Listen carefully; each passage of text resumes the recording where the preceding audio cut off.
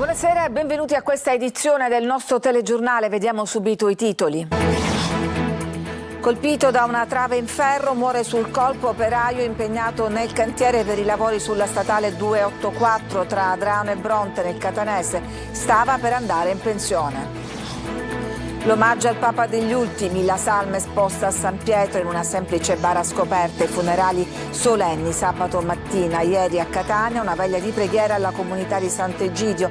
Il vescovo Renna ci raccomandava l'amicizia con i poveri.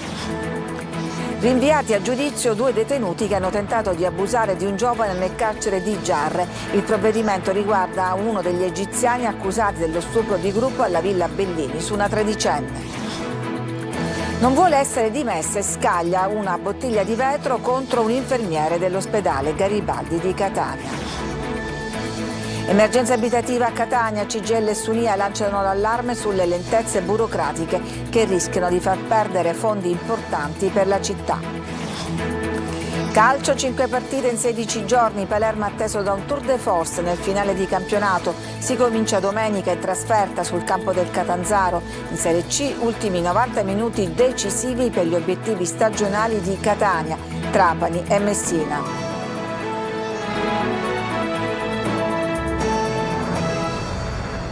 Mentre il mondo intero rende omaggio a Papa Bergoglio, Papa Francesco, il Papa degli ultimi, la salma esposta a San Pietro, purtroppo si aggrava il bilancio dei morti sul lavoro. Un operaio edile di 65 anni, Antonio Rapisarda, è morto sul colpo, travolto da un fascio di travi di ferro. Lavorava in un cantiere della strada Adrano-Bronte, stava per andare in pensione. Sentiamo Luca Ciliberti. Un operaio edile di 65 anni, Antonio Rapisarda, padre di 2 figli, è morto in un cantiere nella strada Adrano-Bronte in contrada Passo Zingaro nel Catanese, dove l'impresa Donati SPA sta eseguendo i lavori di ammodernamento della strada. L'uomo, che era anche rappresentante sindacale della filea CGIL, secondo una prima ricostruzione è stato colpito alla testa da un profilato in ferro precipitato da un camion durante le fasi di scarico, per motivi ancora in corso di accertamento. Avviate tutte le procedure interne al cantiere previste al fine di chiarire le motivazioni dell'incidente. Sul posto è arrivato il personale del 118. Per le indagini del caso sono intervenuti i carabinieri della compagnia di Paternò. Quello di oggi è il 6° morto sul lavoro a Catania dall'inizio dell'anno. Nel 2024 i decessi sono stati, secondo le fonti INAIL, 81 in tutta la Sicilia. Antonio, conferma la CGIL di Catania, era un uomo generoso, un lavoratore esperto, un punto di riferimento per tutti noi. Non era solo un delegato sindacale, ma un amico e un compagno vero. La sua morte ci lascia attoniti e ci spinge ancora una volta a ribadire con forza che non si può morire di lavoro. Siamo sconvolti, proprio sconvolti. Avevamo fatto 2 mesi fa le cocette perché voleva andare in pensione e stavamo aspettando l'esodo dell'INPS. Invece è arrivata la pensione definitiva per questo lavoratore. Ci uniamo al dolore e alla rabbia dei familiari e chiediamo verità e giustizia, aggiunge la UIL. Per la CISL si tratta di un'altra perdita gravissima che lascia sgomenti e richiama ancora una volta l'attenzione su una piaga che continua a colpire senza sosta il mondo dell'edilizia. Quanto accaduto oggi è l'ennesimo campanello d'allarme che non possiamo ignorare. Frasi che spesso risuonano come frasi di circostanza, mentre i lavoratori continuano ad essere vittime di una strage silenziosa. E torniamo all'addio al Papa. San Pietro ha un lungo pellegrinaggio di fedeli per l'ultimo saluto a Papa Francesco. La sua salma esposta in una semplice bara scoperta, senza catafalco, davanti all'altare della confessione. Veglie di preghiere e messe a suffragio in tutto il mondo. In Sicilia mobilitate tutte le parrocchie. Sentiamo anche l'arcivescovo di Catania che ricorda: il Papa ci ha insegnato l'amicizia con i poveri. Orazio Longo. Già adesso sono stimati in 100.000 in fila per l'ultimo saluto a Papa Francesco, ma i numeri sono destinati a salire di qui a sabato, quando ci sarà il funerale, con una presenza prevista di 250.000 fedeli, con leader e capi di Stato, tra cui Trump, Macron e Zelensky, e la presidente UE, Ursula von der Leyen. Il Papa degli ultimi, così come lo vogliono ricordare in molti, è giunto per l'ultima volta a San Pietro in processione da Santa Marta. La sua salma è esposta in una semplice bara scoperta, bordata di rosso e senza catafalco, davanti all'altare della confessione fino a venerdì alle 20. presenti. In Vaticano sono giunti anche i cardinali che hanno partecipato alla seconda congregazione in vista del conclave previsto per i primi di maggio. Ma la commozione per la morte di Bergoglio corre in tutto il mondo. Sicilia mobilitata dalle città ai piccoli borghi, in veglie di preghiere e messa a suffragio. A Catania l'arcivescovo Renna sottolinea l'amore per i poveri come la grande eredità lasciata dal pontefice. Papa Francesco in un suo documento, il primo, ci ha raccomandato l'amicizia con i poveri, ci ha raccomandato di imparare da loro. Domani alle 18:30 messa a suffragio a Palermo in cattedrale con l'arcivescovo Lorefice. Da ieri sono scattati i 5 giorni di lutto nazionale, mentre alla Camera dei Deputati si è svolta una commemorazione per il pontefice che nelle sue ultime volontà ha chiesto di essere sepolto nella Basilica di Santa Maria Maggiore senza particolare decoro e con l'unica iscrizione Franciscus. E Papa Francesco è stato anche un grande comunicatore, così lo ha ricordato oggi a Focus Monsignore Dario Edoardo Viganò, vice cancelliere della Pontificia Accademia delle Scienze, con specifica competenza proprio nel settore della comunicazione. Nelle sue parole un episodio risalente al giorno della elezione. Sentiamolo. Decisi di mettere sulla loggia centrale di San Pietro una telecamera che in qualche modo inquadrasse un po' da dietro il Papa e il cerimoniere che si sarebbero affacciati sulla loggia. Questo caso assolutamente fortuito, però è stata una felice coincidenza. Perché? Perché in regia abbiamo potuto costruire due punti di vista, cioè il punto di vista, diciamo, del pontefice che guardava il popolo radunato in piazza e il punto di vista della piazza che guardava invece il pontefice, e questo ha fatto proprio nascere da subito l'idea del Papa del dialogo, no? Di un botta e risposta. Ma secondo lei come si chiamerà il prossimo Papa? Dipende chi sarà. Ci può essere, diciamo, sono due scelte, una è quella di scegliere un nome di qualche altro pontefice che c'è già stato, no? E per esempio potrebbe essere un Paolo VII, oppure può fare come Papa Francesco che sceglie un nome così, tira fuori dal cilindro un nome nuovo, e questo indicherà anche un po' la strada della Chiesa. Il percorso. In prefettura a Catania si potrà firmare fino a sabato il registro per le condoglianze, in mattinata le visite delle autorità, ma anche di tanta gente comune. Tonino De Mana. Il quadro che raffigura Franciscus e il registro aperto è aperto a tutti, in segno di cordoglio per la scomparsa di Papa Francesco. In prefettura a Catania sono i giorni del dolore, ognuno viene e lascia un ricordo. Ad inaugurare il registro l'arcivescovo di Catania, Monsignor Luigi Renna, poi il sindaco di Catania Trantino e il questore Bellassai, accompagnato e scortato da decine di agenti che hanno voluto rivolgere anche loro un commosso pensiero. A fare gli onori di casa il prefetto Maria Carmela Librizzi. Rimarrà nel cuore di tutti anche come un buon padre di famiglia. Ha avuto come, diciamo, faro la dignità umana sotto tutti i suoi aspetti. Prima tappa del pontificato Lampedusa, l'ultima Re Bibbia, per chiudere quasi un cerchio migranti e detenuti. E io in questo ci vedo tutto Papa Francesco, il significato del suo pontificato. Ha iniziato con gli ultimi, ha finito con gli ultimi. In via Etnea intercettiamo il sindaco trantino, visibilmente commosso. Mi ritrovai quasi istintivamente in ginocchio ad ascoltare quello che diceva, percependo il carisma ma nello stesso tempo l'umiltà che traspariva da quelle parole. Il Papa degli ultimi, ma soprattutto della misericordia. Il Papa che ha accolto tutti, anche i carcerati, soprattutto è andato spesso nel carcere e poi si è speso fino all'ultimo giorno che si vedeva la sofferenza di questo uomo. Il registro per le condoglianze si potrà firmare fino a sabato, giorno dei funerali e dell'estremo saluto al Papa, venuto quasi dalla fine del mondo. Chiudiamo questa pagina di cui ovviamente continueremo a occuparci nei prossimi giorni e passiamo alla cronaca. Chiesto il giudizio per 2 detenuti che avrebbero sodomizzato un giovane nel carcere di Giarre. Nel caso è coinvolto uno degli egiziani del branco accusato dello stupro alla Villa Bellini. Sodomizzato con un manico di scopa in carcere da altri 2 detenuti. Una vicenda che lascia sbigottiti ma restituisce tutta la dimensione e la condizione della convivenza nei penitenziari italiani.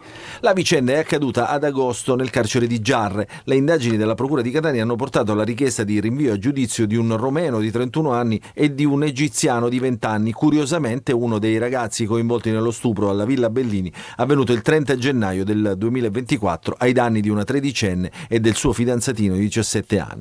Il detenuto che avrebbe subito la tentata violenza in carcere, che è libero, è rappresentato dall'avvocato Eleonora Baratta, la penalista che assiste il fidanzatino della tredicenne e che è pronta a costituirsi parte civile nell'udienza preliminare.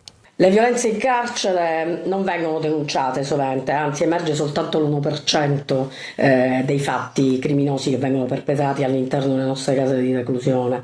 Singolare che mi sia stato dato mandato dalla vittima di uno di questi fatti che viene attribuito a 2 protagonisti, uno dei quali coincide con uno dei compartecipi del branco della Villa Bellini, verso cui mi sono già costituita parte civile. Nelle carte, attraverso il racconto della vittima, oggi 24enne, tutta la drammaticità della violenza. Il giovane sarebbe stato aggredito mentre dormiva dai 2 dalla cella accanto, che non sarebbero poi riusciti a completare il loro intento criminoso perché non sarebbero riusciti a sfilare i pantaloncini che la vittima indossava e che ha trattenuto addosso opponendo un'estrema resistenza. Fondamentale anche l'intervento di un altro detenuto che dapprima pensava che si trattasse di uno scherzo, ma presa consapevolezza della gravità di quanto stava accadendo ha cercato in tutti i modi di bloccare i 2. Non vuole essere dimessa e scaglia una bottiglia di vetro contro un infermiere, l'ennesima aggressione al personale sanitario. Tonino De Mana. Non voleva essere dimessa e per tutta risposta ha scagliato una bottiglia contro un infermiere.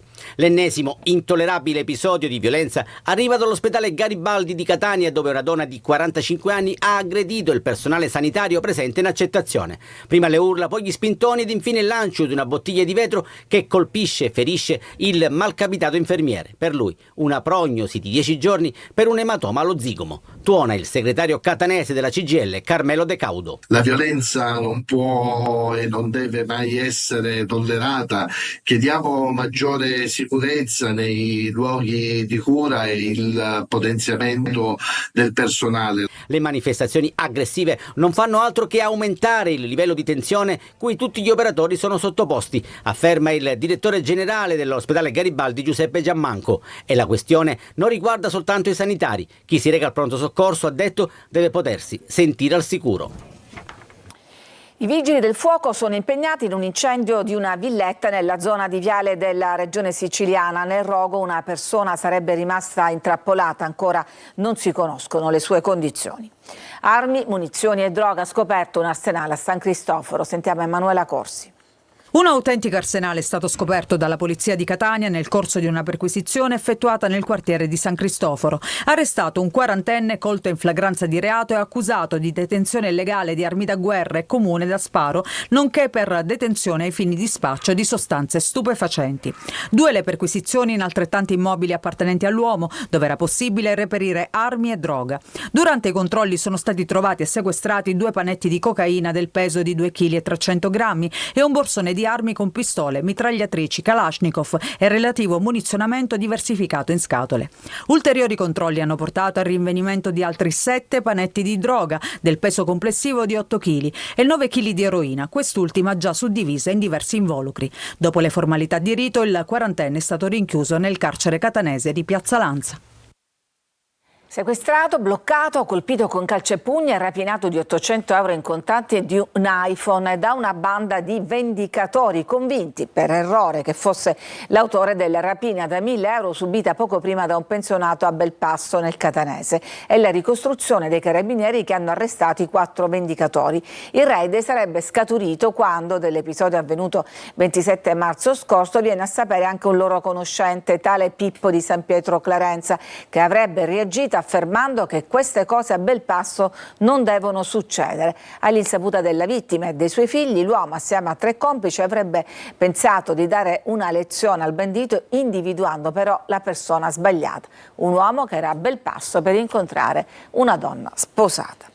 Ci fermiamo, c'è una pausa per la pubblicità, torniamo tra poco per parlare fra l'altro di emergenza abitativa.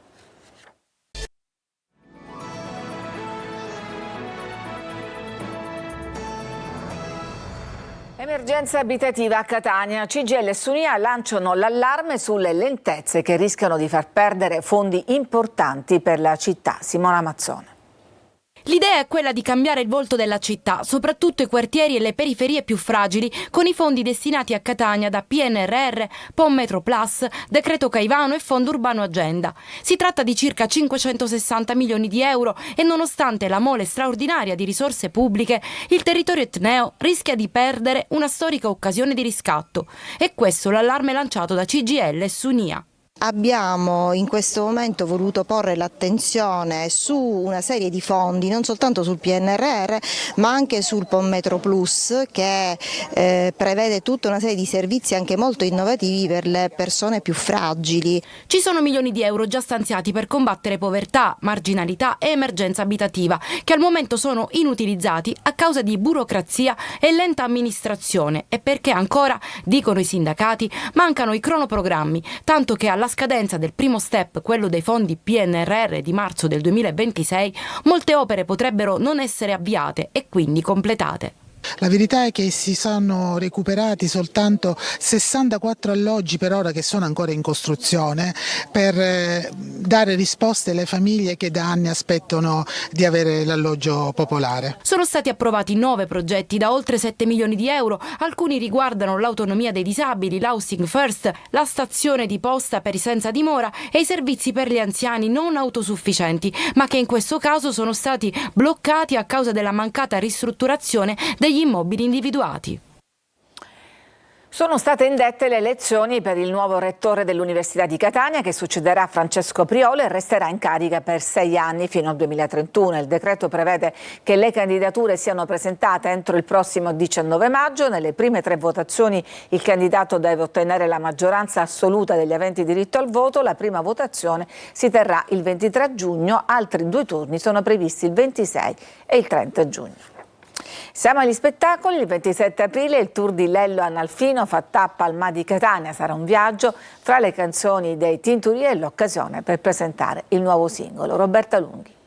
Il concerto del Lello Analfino e dell'Atti Orchestra sarà un'esplosione di festa, di musica e di balli. Parola di Lello Analfino, anima profonda, rivoluzionaria e istrionica. Arriva al MA di Catania il live di Lello and the Orchestra il 27 aprile, forte dei sold out in tutta Italia. Ripercorreremo i grandi successi dei Tintoria, perché con me suonano anche pezzi dei Tintoria importanti, da Domenico Cacciatore, Lino Costa, Mario Basile, ma in più c'è l'innesto di tanti musicisti nuovi, musicisti straordinari, i fiati, le percussioni. Il palcoscenico, la sua casa e la sua dimensione. Lello Analfino sa trascinare, ma anche incantare con brani che hanno lasciato un segno. Vetti nell'occhio tuoi rustiggi,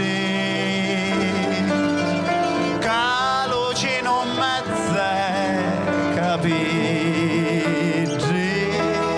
Una festa e la magia di canzoni senza tempo, dunque, ma anche, come sempre, lo spunto per denunciare e riflettere, grazie alle canzoni di quest'uomo libero che nel nuovo singolo Testa e Cuore denuncia un sistema che continua a giocare con la pelle della gente in un intreccio di memoria, storia e disillusione che stanno dentro l'immagine di un Lello novello pupo siciliano che si spoglia delle armature e attraversa idealmente il tempo in un mondo che si beffa dei concetti di libertà, egalité, fraternità. Ci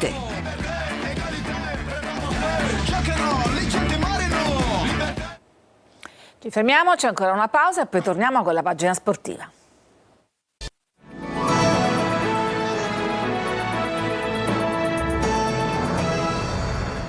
Cinque partite in 16 giorni per il Palermo. La gara contro il Catanzaro, inizialmente in programma per sabato, è stata posticipata, verrà infatti giocata domenica. Marco Gullà. Tour de force è quello che si prepara ad affrontare il Palermo. Il calendario dei rosanero ha infatti subito una svolta importante a causa dei rinvii delle gare contro la Carrarese per la scomparsa di Papa Francesco e contro il Catanzaro. I siciliani si preparano ad affrontare un vero e proprio tour de force a partire da domenica 27 aprile, data in cui è stata riprogrammata la sfida con il Catanzaro che si giocherà alle 15 al Ceravolo. Il giorno successivo ci sarà la ripresa degli allenamenti, con appena 3 giorni a disposizione per preparare la gara casalinga contro il Subtirol, in programma giovedì 1 maggio al Barbera. Appena 72 ore più tardi, domenica 4 maggio, il Palermo sarà di nuovo in campo, stavolta in trasferta contro il Cesena. La stagione regolare si chiuderà infine con 2 partite casalinghe, la prima contro il Frosinone, anticipo della 37esima giornata, fissato per venerdì 9 maggio alle 20:30, la seconda contro la Carrarese, in programma per martedì 13 maggio con orario ancora da definire. 5 partite in 16 giorni, 5 partite in cui il Palermo dovrà spingere al massimo per arrivare nei play-off e poi giocarsi la Serie A tramite gli spareggi promozione.